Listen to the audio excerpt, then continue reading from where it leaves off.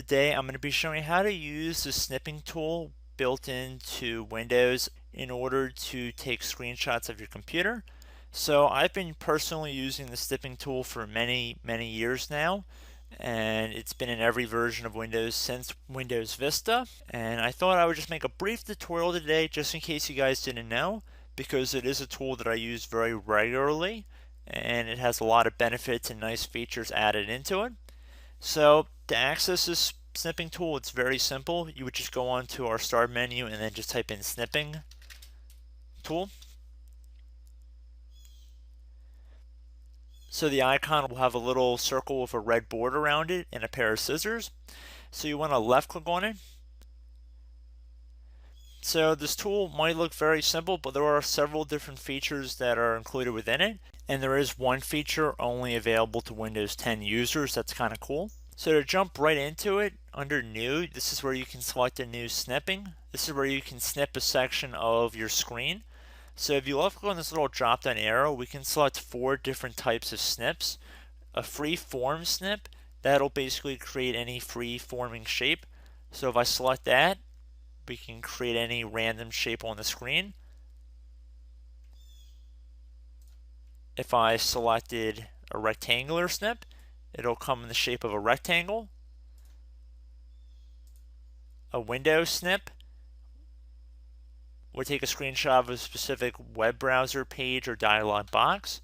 So for example, I opened up File Explorer here, which will open up a new window. And then with the snipping tool, I have it set on Windows Snip.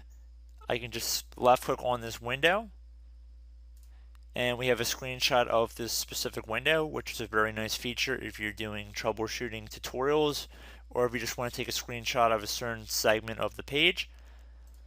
And then lastly here,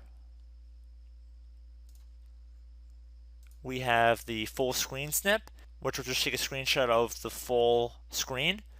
Very similar in function to the print screen button on your keyboard, or at least on most keyboards. So now that we got the basic functionality out of the way, we can go a little bit deeper into some of the settings.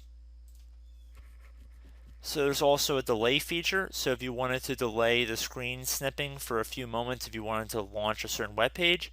So let's say, for example, I wanted to set it for 3, and then I click on New. It'll wait 3 seconds before it sets the screen to be ready to be snipped. I believe this is a new feature within Windows 10. I don't think you can get this in earlier versions of Windows. Then you also have the Options button. And this is where we can actually change a selection border around our screenshot. So if you wanted to have a red or blue or green or any one of these color borders around our screenshot, you could select them here.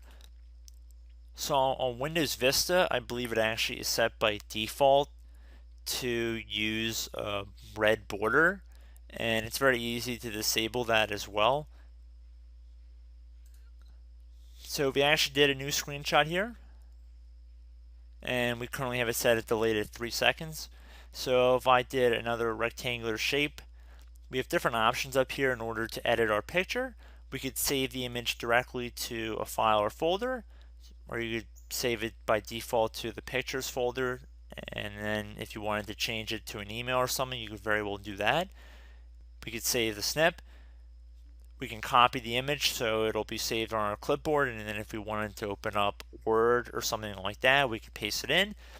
If you have an email client set up on your computer, you could send the snip via email. And then I accidentally just clicked on the pen tool, which I guess is a good segue into our next feature, which is you can select different pen colors to draw onto the image.